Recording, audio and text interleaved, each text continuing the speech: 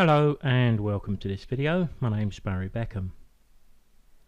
The main topic here is audio visual via Pictures2Xe slideshow software, and the subject is how to create some impressive cloud movement using basic animation techniques. What I'd like to do first is to show you the first 40 seconds of a slideshow which I called the Storm Season. Now, if you're viewing on YouTube, I'll put a link to that sequence below. If you come to our website, you'll find the Storm Season on page 4 of our PTE slideshows. Now, many people have asked me if the first 40 seconds of this sequence is a video. It isn't. It's just still images. Let's take a look at the technique first.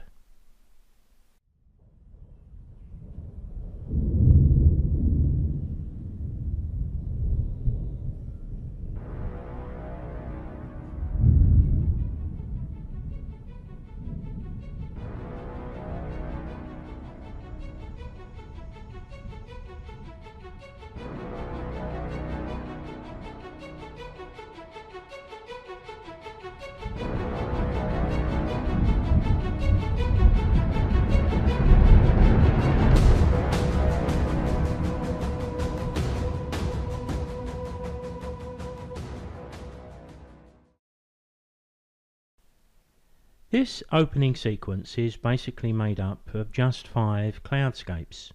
Here you can see them laid out in Pictures2Xe as they appear in the slideshow.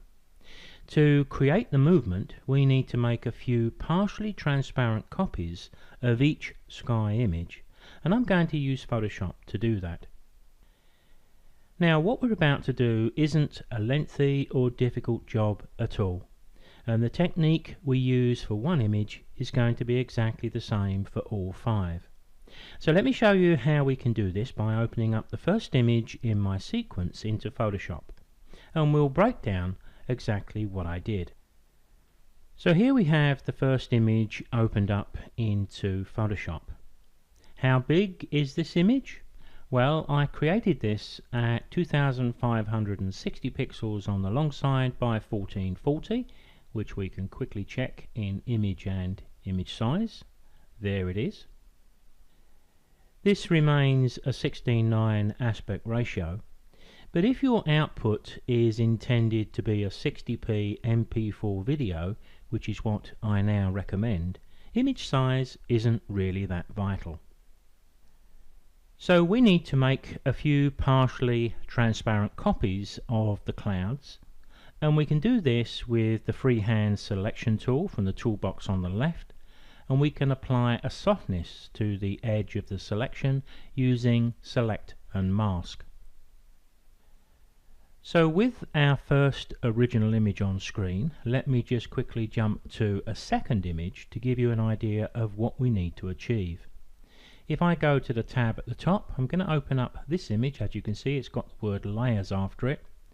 That's what we've got to create in Photoshop. Pretty easy to do.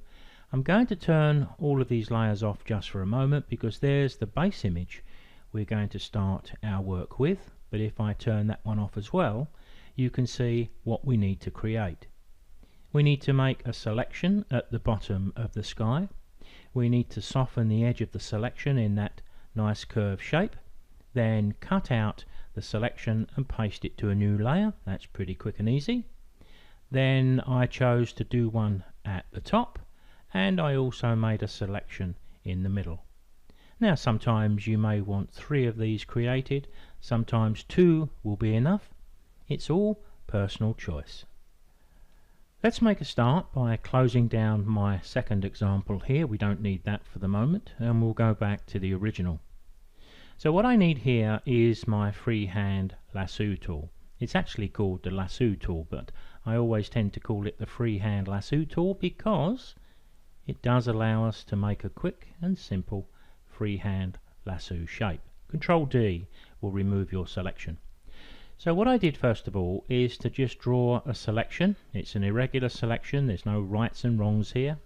Up and along the top and down. I've got a little bit missed over there. Can you see that little minus sign there? Well, if we go up to the options at the top of the screen and click the second one in from the left, we get a little plus. So if you miss anything like that, it's not vital here at all, but a useful thing to know. You can add one selection to another. Now we need to feather the edge of the selection we've just made, and we can do that by going up to Select and Mask. You can see the feather command that I last used has been retained. That's far too high for what we want here. But the only slider we really need here is this one, the feather. How much are we going to give this? Well, it's a little bit of guesswork, but all you need to do is just move this in until it looks nice and soft. That looks okay to me, and I'm looking at this in a view mode which is just black and white. And down the bottom I want to output this to a selection. So click OK. There's the selection made. We've got the edge softened. All we need to do now is to copy what's within that selection to a new blank layer. That really couldn't be easier in Photoshop. Control J will do that. And if I go up to the top of the layers and turn off my sky base layer, there you can see the sky that I've created. Now if you get this wrong, or you try this in Pictures to X and it doesn't work too well, it's not a problem, is it? If we drop that in the bin, we can pick up our selection tool again. If we wanted to make a selection coming further down, we can do that. If we go back to Select and Mask, and especially if we've got the little box ticked down here to remember the settings we just applied are reapplied. So that's pretty convenient, especially as we've got maybe 4 or 5 other images to do. So click OK. There's the selection. Control J will copy that to a new blank layer. Let's take another look. There, you can see what I mean. Pretty quick and easy to do. So I'm going to do that down at the bottom of the image and then a section in the middle. So to do that, let's just turn that one off for a moment. Turn the base one on, not forgetting to select it, of course. Then we can make a selection down here. Down and around and up. Same thing again, Select and Mask. Same settings, OK. Control J. I did tell you that this wasn't a difficult job at all. Let's take a quick look at what we've just done. That looks fine. Let's turn that off, go back to our base layer, and I did make one from the center, and what you choose is going to be completely up to you. As you can see, it's completely an irregular shape that I'm drawing. And once again, Select and Mask, OK, Control J, and would you believe it or not, we've got the basis for what you saw in that opening sequence. The only thing we've got to do is to save these as 3 separate layers. I've already got my original image saved, so I wouldn't need to resave that. So I'm going to need to turn the base layer off, and I need to save each of these in turn. Now it may be a good idea to name these in a way that you're going to easily recognize. So maybe from the top down, if we select the top one and we save that, then maybe we could call that top, middle and bottom, something like that, just to make it easy to identify in Pictures to X in case we need to make a change anytime. Now we need to save this image, but we need to retain the transparent nature of the bottom 3/4, and we do that by saving it as a PNG file into the folder where we're making our slideshow. So let's go ahead and save the image. I'm going to go to File, Save As. I've already got a folder here called Storm Images, and if I just double click to open that up and just take you down to the JPEG options, I can see that I've got my opening sky picture already saved. That's the one you can see over on the right hand side at the bottom of the layered stack. So what I need to do with that top layer is to save it as a PNG file. I'm going to call it exactly the same as this, but let me change this to PNG. There it is. So I'll call this opening sky top.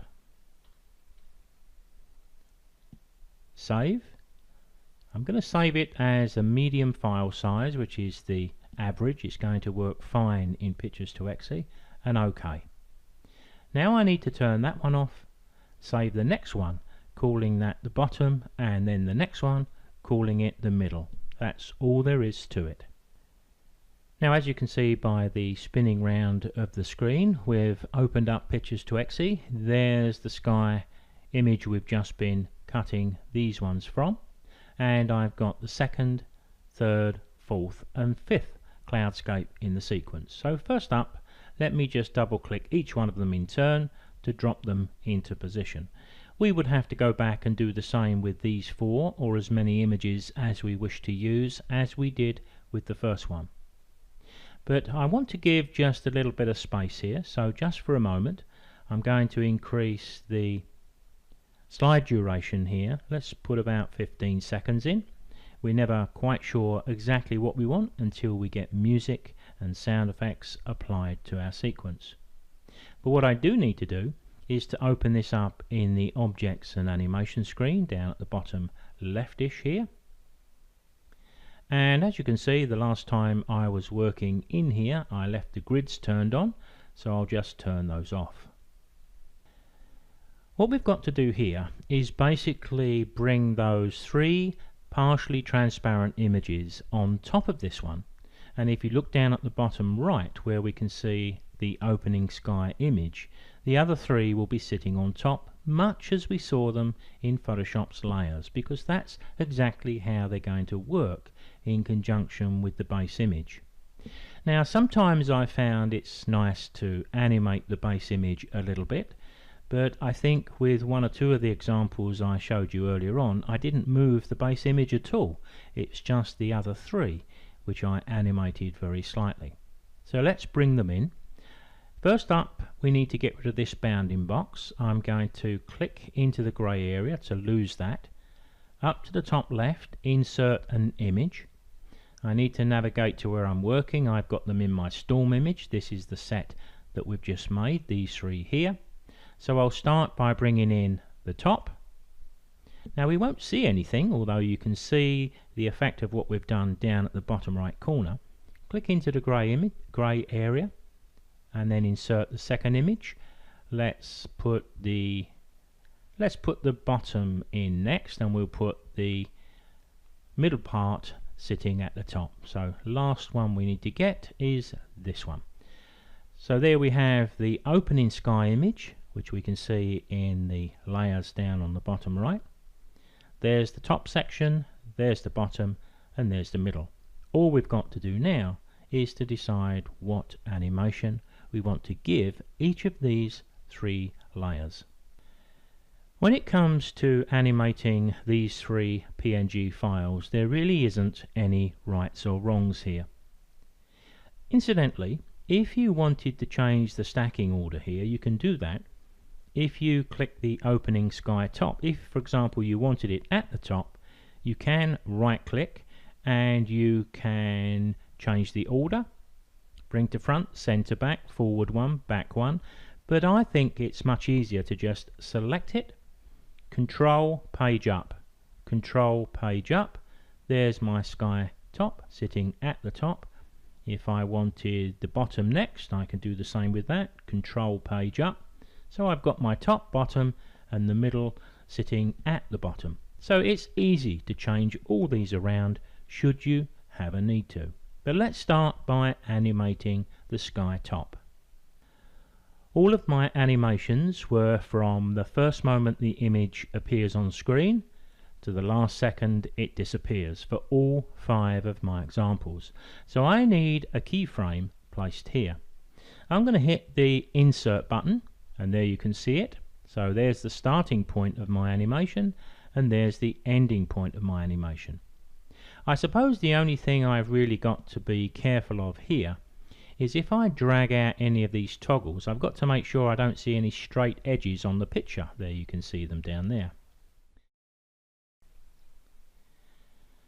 But I need to select the starting keyframe as the beginning point of my animation, so the edges are well away from the edge. So what I'm going to do to the end point is just drag out the toggle to increase the size. I'll bring it down a little bit. I may choose to rotate it a little bit, but I've got to avoid that sort of thing. If I put my cursor back here and press play, there's the basis of our movement. Now because I've allowed quite a number of seconds for this to take place, the cloud movement is quite small. But of course, if we, and we probably would need, to reduce that slide duration, then the cloud movement is going to be greater. I can try that. Let's go to the close button. Let's drop this back to, let's take it about half. Let's take it to 8 seconds. I'll go back into the objects and animation screen, back to the start there, and we can press play and just take a look.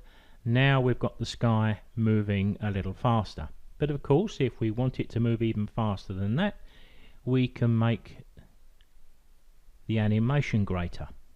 So as you can see, there is a degree of trial and error here, but there we've got the top coming in quite nicely.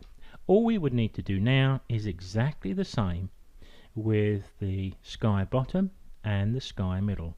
No different at all. So let me do the same with the sky bottom, just as a recap. I'm going to select my keyframe at the start, and rather than use the toggles, there's another way to do this. If I go to the animation screen, I can click and drag on the X here to make the image slightly bigger. I can add a new keyframe by hitting the insert button and go back to my zoom and do the same again to increase the size of the cloud, and I can use the pan controls to lift the sky up, and if I wanted to give it a bit of rotation I can do that too, but I do have to be careful I don't get straight edges near the corners, so that does mean another little tweak of the pan. Let me give you a little blast of that. Remember, when I do this, you're not going to see this ultra smooth because I'm recording a video at the same time as I'm trying to give you a demo, and I can't capture enough frames per second to really do justice to the smoothness of the transitions and animation in Pictures to Exe. But when you create these yourself on your own computer, they'll be fine. But let's have a look anyway. Let's press play. And there we can see the top cloud and the bottom cloud. Well, I think you can see just how the technique was created. So let's have a quick recap of what we've done here. I've got the original sky image highlighted at the bottom of the stack. That hasn't been animated. We can easily tell that because it's only got one keyframe, and we never put any animation into a second keyframe. We've got the opening sky at the top, and we've got the starting point and the end point of that. We've got the opening sky bottom, and the same thing, we can animate that slightly differently. And then of course I went ahead and did the middle section. So let me put my cursor there, and when we put this all together, there you can see the movement we have, and that soft edge just makes it all blend beautifully together. Let's take a look at a full screen preview, just a brief one, only about 10 seconds of this bit of animation as it moves on to the next image. And of course, when we add a sound effect and we synchronize the images to music, they work pretty well. If you're watching this video on YouTube, don't forget to subscribe below and hit the notification bell so you're informed whenever I post a new video. This video and many others are also available as a download from our website. I'll put a link to that below. They're standard HD MP4 videos, but you have the convenience of them right there on your computer. Thanks for watching.